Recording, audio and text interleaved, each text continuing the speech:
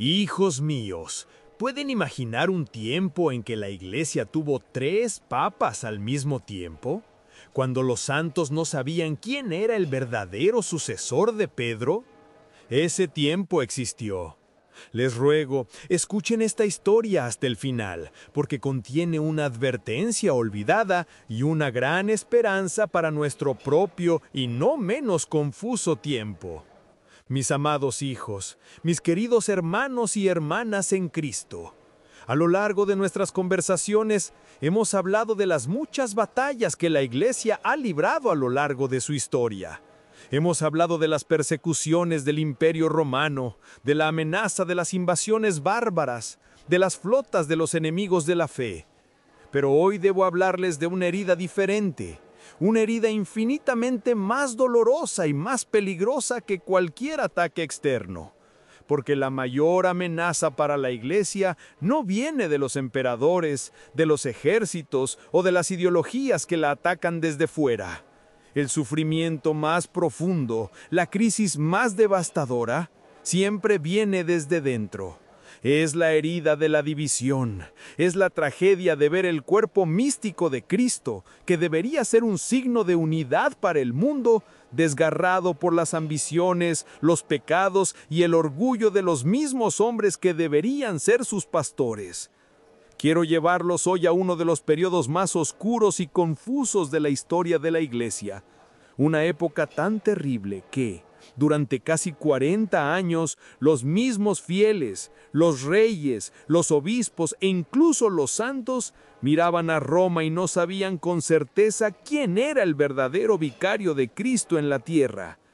Hablo de la época terrible conocida como el Gran Cisma de Occidente, un tiempo en que la Iglesia no tenía una ni dos, sino hasta 3 cabezas que se excomulgaban mutuamente, causando un escándalo y una confusión sin precedentes en toda la cristiandad. ¿Por qué quiero hablarles de esta herida tan vergonzante de nuestro pasado? No para remover el dolor inútilmente, ni para dar armas a los enemigos de la Iglesia que siempre se alegran de nuestras faltas. Al contrario, quiero que contemplemos esta crisis con los ojos de la fe, para descubrir en ella 2 verdades fundamentales y llenas de esperanza para nuestro propio tiempo. La primera, que la Iglesia es divina, porque ninguna institución puramente humana podría haber sobrevivido a una autodestrucción semejante. Y la segunda, que los tiempos de confusión y de división dentro de la Iglesia no son nuevos, y que el cielo siempre nos ha mostrado el camino para superarlos.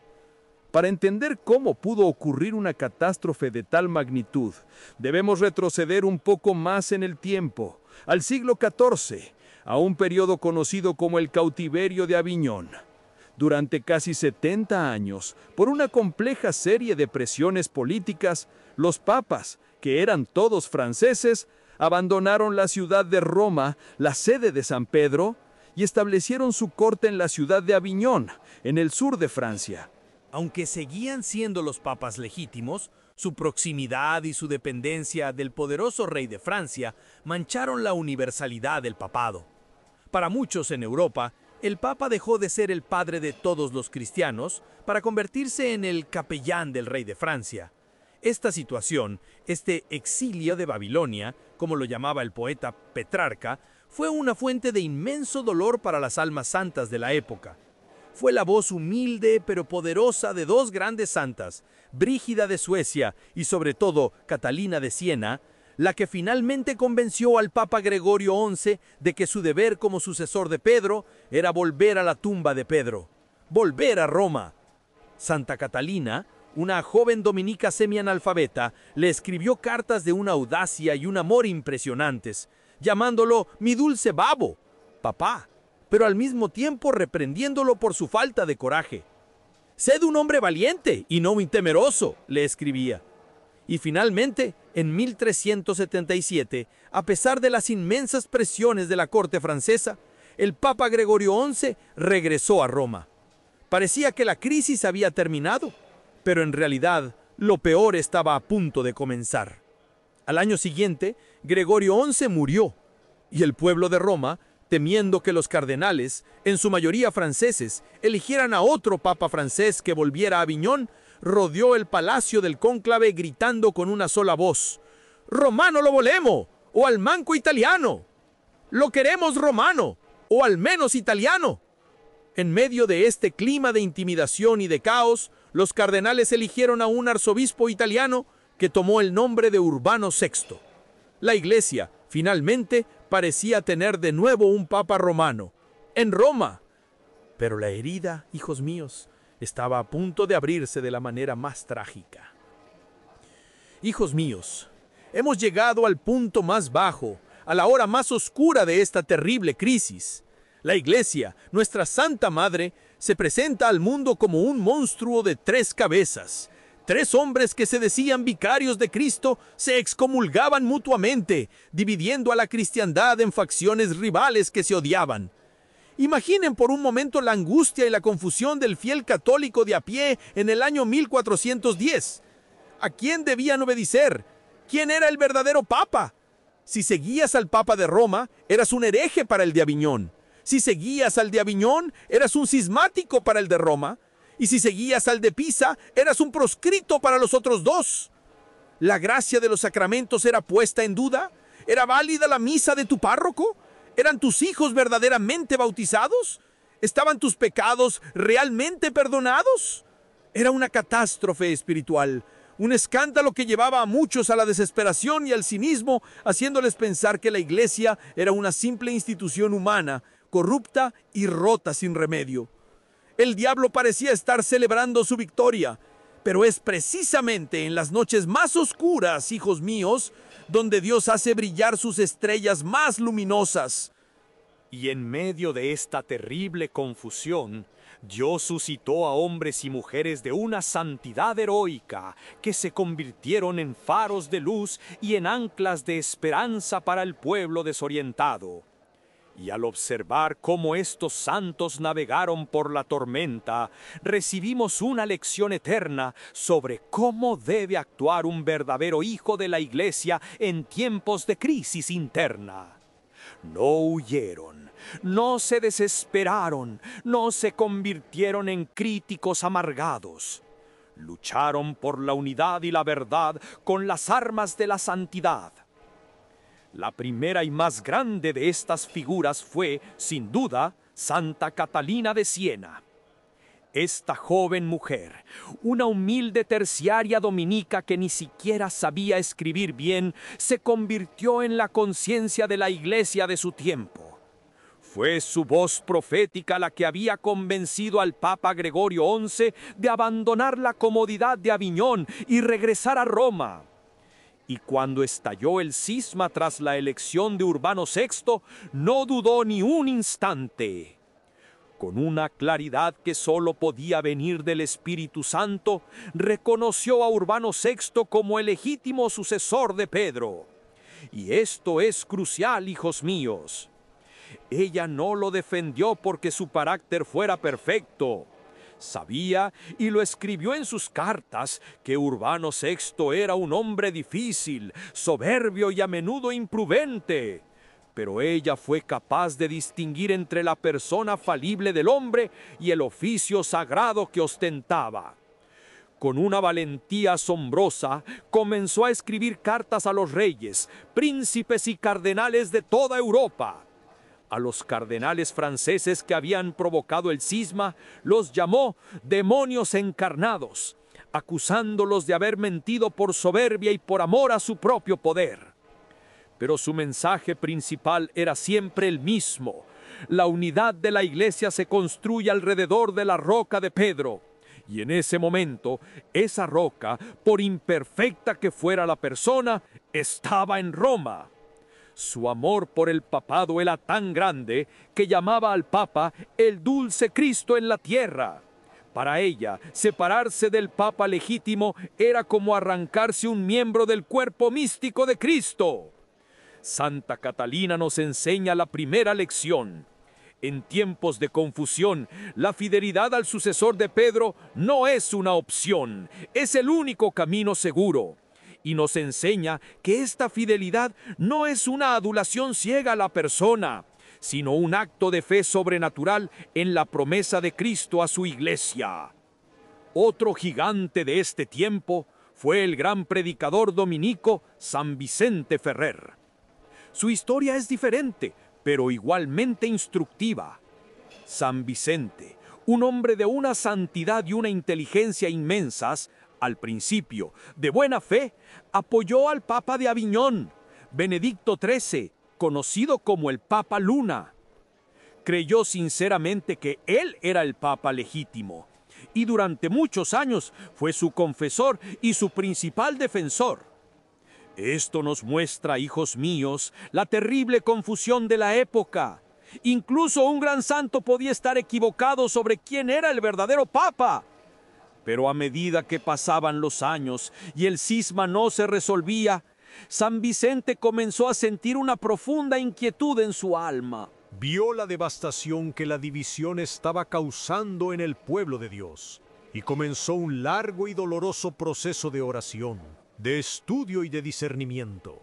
Finalmente, con el corazón roto, pero con la conciencia clara, se convenció de que la única solución para la Iglesia era que todos los pretendientes renunciaran y que el Papa de Aviñón, con su obstinación, se había convertido en un obstáculo para la paz. Y en 1416, en un sermón público que dejó a todos atónitos, este gran santo, que había sido su más fiel aliado, retiró públicamente su obediencia a Benedicto XIII, llamándolo a renunciar por el bien de la Iglesia.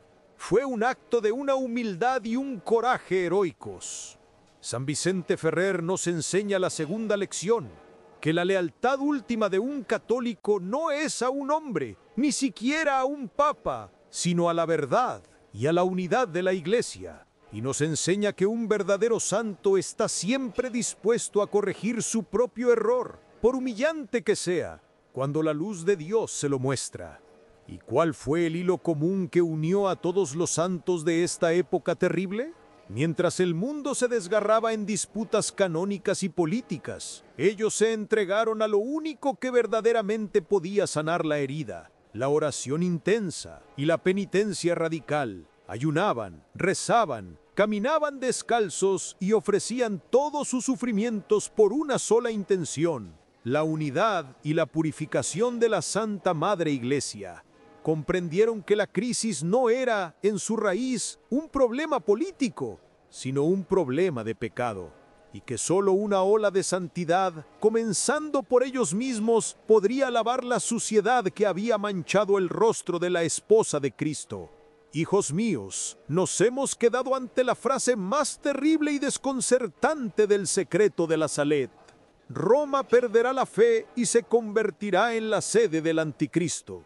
¿Cómo debemos entender estas palabras? Lo primero que un católico fiel debe hacer es rechazar de plano la interpretación literal y sedevacantista que algunos grupos heréticos han promovido. Ellos, usando esta profecía como pretexto, afirman que la sede de Pedro está vacante, que los papas posconciliares son herejes y que la verdadera iglesia ya no está en Roma. Esta, hijos míos, es una tentación diabólica, un veneno de soberbia que conduce al cisma y a la ruina del alma. Nunca debemos olvidar la promesa infalible de nuestro Señor Jesucristo a Pedro.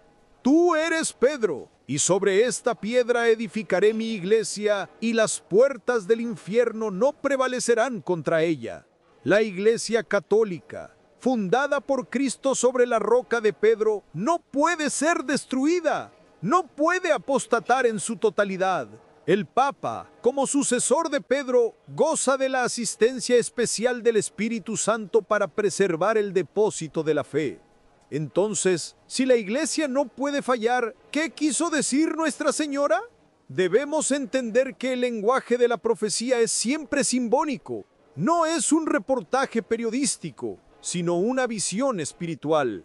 Cuando la Virgen dice Roma, no se refiere necesariamente y únicamente a la ciudad geográfica o a la persona del Papa en cuanto individuo.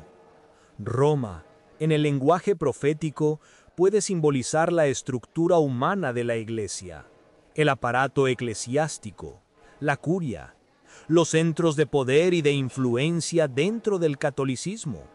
Y cuando dice que perderá la fe, no se refiere a que el magisterio de la Iglesia enseñará formalmente la herejía, lo cual es imposible.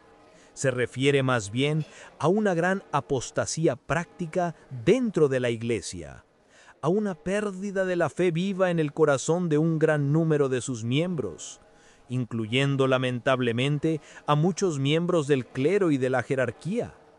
Lo que la Salet profetiza, hijos míos, es una infiltración masiva del espíritu del mundo dentro de la Iglesia. Es una advertencia de que las ideas del secularismo, del modernismo, del relativismo, no solo atacarían a la Iglesia desde fuera, sino que penetrarían hasta sus más altas esferas.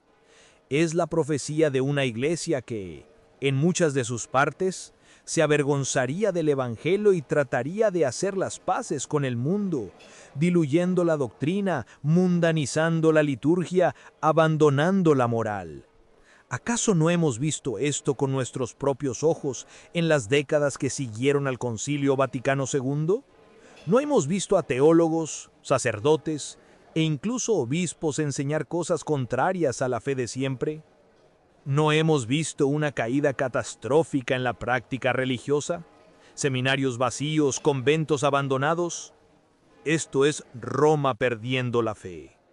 No la Roma de Pedro, la roca, sino la Roma humana, la Roma de los hombres, debilitada por el pecado y la tibieza. ¿Y qué significa que se convertirá en la sede del anticristo? De nuevo, no debemos pensar en un personaje sentado físicamente en el trono de San Pedro. El anticristo, como nos enseña el apóstol San Juan, no es solo una persona futura, sino un espíritu que ya está en el mundo. Es el espíritu de la negación de Cristo, el espíritu del humanismo ateo que pone al hombre en el lugar de Dios. Que Roma se convierta en su sede significa que el espíritu del anticristo, el espíritu del poder, del dinero, de la intriga política, de la mundanidad, del encubrimiento del pecado, luchará por reinar en los mismos lugares donde debería reinar el espíritu de Cristo. Es una profecía sobre la terrible batalla que se librará dentro de la misma Iglesia, entre los que son fieles a Cristo y a su tradición, y los que, consciente o no, sirven al espíritu del mundo. Las palabras de la Virgen son terribles, sí, pero no son palabras de desesperación. Son el aviso de una madre que alerta a sus hijos sobre la batalla que se avecina para que no sean tomados por sorpresa. Es un llamado a la vigilancia, al discernimiento y a la fidelidad. No nos llama a abandonar la Iglesia jamás. Eso es lo que el diablo querría. Nos llama a luchar por la santidad de la Iglesia desde dentro, a ser el resto fiel del que habla la Escritura. Nos llama a aferrarnos a la roca de Pedro, a ser fieles al Papa, incluso cuando a nuestro alrededor, dentro de la misma Iglesia, veamos la confusión, la traición y la ruina. Porque la Iglesia, hijos míos, es divina en su origen y en su doctrina, pero está compuesta por hombres pecadores. Y es precisamente en esta hora de su pasión, cuando la cizaña parece ahogar al trigo, cuando nuestra fidelidad es más necesaria y más meritoria. Hijos míos, hemos llegado al punto más bajo, a la hora más oscura de esta terrible crisis. La Iglesia, nuestra Santa Madre, se presenta al mundo como un monstruo de 3 cabezas. 3 hombres que se decían vicarios de Cristo se excomulgaban mutuamente, dividiendo a la cristiandad en facciones rivales que se odiaban. Imaginen por un momento la angustia y la confusión del fiel católico de a pie en el año 1410. ¿A quién debían obedecer? ¿Quién era el verdadero Papa? Si seguías al Papa de Roma, eras un hereje para el de Aviñón. Si seguías al de Aviñón, eras un cismático para el de Roma. Y si seguías al de Pisa, eras un proscrito para los otros 2. La gracia de los sacramentos era puesta en duda. ¿Era válida la misa de tu párroco? ¿Eran tus hijos verdaderamente bautizados? ¿Estaban tus pecados realmente perdonados? Era una catástrofe espiritual. un escándalo que llevaba a muchos a la desesperación y al cinismo, haciéndoles pensar que la Iglesia era una simple institución humana, corrupta y rota sin remedio. El diablo parecía estar celebrando su victoria. Pero es precisamente en las noches más oscuras, hijos míos, donde Dios hace brillar sus estrellas más luminosas. Y en medio de esta terrible confusión, Dios suscitó a hombres y mujeres de una santidad heroica, que se convirtieron en faros de luz y en anclas de esperanza para el pueblo desorientado. Y al observar cómo estos santos navegaron por la tormenta, recibimos una lección eterna sobre cómo debe actuar un verdadero hijo de la Iglesia en tiempos de crisis interna. No huyeron, no se desesperaron, no se convirtieron en críticos amargados. Lucharon por la unidad y la verdad con las armas de la santidad. La primera y más grande de estas figuras fue sin duda Santa Catalina de Siena. Esta joven mujer, una humilde terciaria dominica que ni siquiera sabía escribir bien, se convirtió en la conciencia de la Iglesia de su tiempo. Fue su voz profética la que había convencido al Papa Gregorio XI de abandonar la comodidad de Aviñón y regresar a Roma. Y cuando estalló el cisma tras la elección de Urbano VI, no dudó ni un instante. Con una claridad que solo podía venir del Espíritu Santo, reconoció a Urbano VI como el legítimo sucesor de Pedro. Y esto es crucial, hijos míos. Ella no lo defendió porque su carácter fuera perfecto. Sabía, y lo escribió en sus cartas, que Urbano VI era un hombre difícil, soberbio y a menudo imprudente. Pero ella fue capaz de distinguir entre la persona falible del hombre y el oficio sagrado que ostentaba. Con una valentía asombrosa, comenzó a escribir cartas a los reyes, príncipes y cardenales de toda Europa. A los cardenales franceses que habían provocado el cisma, los llamó demonios encarnados, acusándolos de haber mentido por soberbia y por amor a su propio poder. Pero su mensaje principal era siempre el mismo. La unidad de la Iglesia se construye alrededor de la roca de Pedro, y en ese momento, esa roca, por imperfecta que fuera la persona, estaba en Roma. Su amor por el papado era tan grande que llamaba al Papa el dulce Cristo en la tierra. Para ella, separarse del Papa legítimo era como arrancarse un miembro del cuerpo místico de Cristo. Santa Catalina nos enseña la primera lección. En tiempos de confusión, la fidelidad al sucesor de Pedro no es una opción, es el único camino seguro. Y nos enseña que esta fidelidad no es una adulación ciega a la persona, sino un acto de fe sobrenatural en la promesa de Cristo a su Iglesia. Otro gigante de este tiempo fue el gran predicador dominico San Vicente Ferrer. Su historia es diferente, pero igualmente instructiva. San Vicente, un hombre de una santidad y una inteligencia inmensas, al principio, de buena fe, apoyó al Papa de Aviñón, Benedicto XIII, conocido como el Papa Luna. Creyó sinceramente que él era el Papa legítimo, y durante muchos años fue su confesor y su principal defensor. Esto nos muestra, hijos míos, la terrible confusión de la época. Incluso un gran santo podía estar equivocado sobre quién era el verdadero Papa.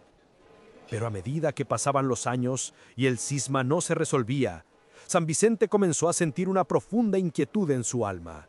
Vio la devastación que la división estaba causando en el pueblo de Dios y comenzó un largo y doloroso proceso de oración, de estudio y de discernimiento. Finalmente, con el corazón roto, pero con la conciencia clara, se convenció de que la única solución para la Iglesia era que todos los pretendientes renunciaran, y que el Papa de Aviñón, con su obstinación, se había convertido en un obstáculo para la paz. Y en 1416, en un sermón público que dejó a todos atónitos, este gran santo, que había sido su más fiel aliado, retiró públicamente su obediencia a Benedicto XIII, llamándolo a renunciar por el bien de la Iglesia. Fue un acto de una humildad y un coraje heroicos. San Vicente Ferrer nos enseña la segunda lección, que la lealtad última de un católico no es a un hombre, ni siquiera a un papa, sino a la verdad y a la unidad de la Iglesia. y nos enseña que un verdadero santo está siempre dispuesto a corregir su propio error, por humillante que sea, cuando la luz de Dios se lo muestra. ¿Y cuál fue el hilo común que unió a todos los santos de esta época terrible? Mientras el mundo se desgarraba en disputas canónicas y políticas, ellos se entregaron a lo único que verdaderamente podía sanar la herida: la oración intensa y la penitencia radical. Ayunaban, rezaban, caminaban descalzos y ofrecían todos sus sufrimientos por una sola intención: la unidad y la purificación de la Santa Madre Iglesia. Comprendieron que la crisis no era, en su raíz, un problema político, sino un problema de pecado, y que solo una ola de santidad, comenzando por ellos mismos, podría lavar la suciedad que había manchado el rostro de la esposa de Cristo. Hijos míos, hemos llegado al final de nuestro diagnóstico. Hemos contemplado la gloria pasada de España y las heridas presentes que la desangran. Hemos visto cómo la apostasía silenciosa, las leyes contrarias a la naturaleza y el espíritu de división son síntomas de una enfermedad más profunda: el rechazo de la propia identidad, la amnesia de las propias raíces católicas. Y en la historia de Javier, el peregrino perdido, hemos visto un microcosmos de la esperanza, que incluso el alma más alejada, al encontrarse con la verdad de su propia historia, puede encontrar el camino de regreso a casa. Ahora, la pregunta que queda en el aire es: ¿puede una nación entera, como un solo hombre, hacer ese mismo camino de regreso? Mi respuesta, como vuestro Padre en la fe, es un rotundo y esperanzado sí. Pero este regreso no será fruto de la nostalgia ni de un simple cambio político. Requiere una decisión profunda, una conversión nacional, un acto de voluntad colectivo. Requiere, hijos míos, el coraje de emprender una nueva reconquista. No me malinterpreten. No hablo de una reconquista con espadas de acero para recuperar un territorio físico. Esas batallas pertenecen a la historia. Hablo de una reconquista mucho más difícil y mucho más crucial. Una reconquista espiritual para recuperar el alma de España para Cristo. Es una batalla que no se librará en los campos de Andalucía, sino en el corazón de cada hombre y de cada mujer. Los territorios a reconquistar hoy son las universidades, para liberarlas de la tiranía de las ideologías. Son los medios de comunicación, para limpiarlos del veneno del cinismo y de la mentira. Son las artes para devolverles la capacidad de elevar el alma hacia la belleza. Y sobre todo el territorio más disputado es el corazón de vuestros hijos, para que crezcan no como huérfanos en un mundo sin sentido, sino como herederos de la fe gloriosa de sus antepasados. Y en esta batalla todos tienen una responsabilidad. Y por eso me dirijo con respeto, pero con la claridad de un pastor, al presidente del gobierno, el señor Sánchez, y a todos los que ostentan el poder político. Pueden construir autopistas y trenes de alta velocidad. Pueden equilibrar los presupuestos y firmar tratados internacionales. Pero si al mismo tiempo, con sus leyes, demuelen el fundamento moral de la nación, que es la familia fundada en el matrimonio entre un hombre y una mujer, si protegen más los derechos de un animal que la vida de un niño por nacer, si permiten que se enseñe a los niños que su propia identidad es una mentira, entonces, señores, estarán construyendo una casa hermosa sobre la arena. Y la historia nos enseña, desde el Imperio Romano hasta hoy, que ninguna prosperidad material puede sobrevivir a la podredumbre espiritual. La primera tormenta vendrá y la casa se derrumbará. La verdadera responsabilidad de un líder no es solo gestionar el presente, sino proteger el alma de su pueblo para el futuro. Pero la mayor responsabilidad, hijos míos, recae sobre nosotros, el pueblo fiel. ¿Y cuáles son nuestras armas en esta nueva reconquista? Son las mismas que usaron nuestros antepasados: la fe, la oración y la familia. Nuestra primera arma es el Santo Rosario, la espada de la Virgen. Les ruego, recuperen la oración del Rosario en familia. que no haya un solo día en que la voz de los niños y de los padres no se una para alabar a la Madre de Dios. El rosario es el arma que expulsa los demonios de un hogar y lo convierte en una fortaleza inexpugnable.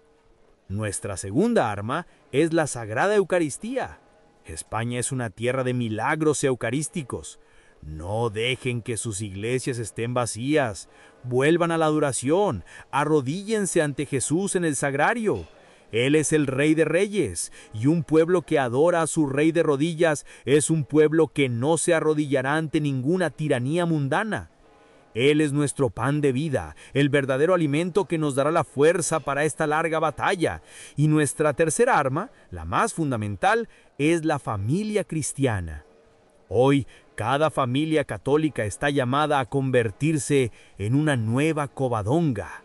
Recuerden su historia. En Covadonga, un puñado de valientes, en una cueva de una montaña, inició la reconquista. Parecían insignificantes, pero con la ayuda de la Virgen comenzaron una obra que duraría 8 siglos. Así hoy, cada familia que vive su fe con valentía, que educa a sus hijos en la verdad del Evangelio, que es un ejemplo de amor y de perdón en su comunidad, se convierte en un pequeño foco de resistencia, en una pequeña cueva de Covadonga, desde la cual comienza la reconquista espiritual de España. No esperen a los grandes movimientos, comiencen ustedes, sean la luz en la oscuridad. Hijos míos, no sabemos lo que el futuro nos depara. Quizás las sombras se vuelvan más densas antes de que amanezca, pero no hemos sido llamados al miedo, sino a la fidelidad y a la esperanza. España ha caído muchas veces en su historia y muchas veces se ha levantado, siempre de la mano de Cristo y de su Madre. La fe que parece muerta hoy, duerme, como una semilla bajo la tierra helada del invierno, esperando una nueva primavera. Y esa primavera depende de su sí, de su oración, de su testimonio. Por eso les pido un último gesto. Un acto que nos una como el ejército de esta nueva reconquista. Por favor, escriban en los comentarios su ciudad y su hora local actual, para que podamos crear un mapa global de guardianes espirituales, de centinelas que no duermen y que rezan por el alma de su nación. Mostremos al mundo que el ejército de Cristo no duerme, sino que vela las 24 horas del día por el renacimiento de la fe.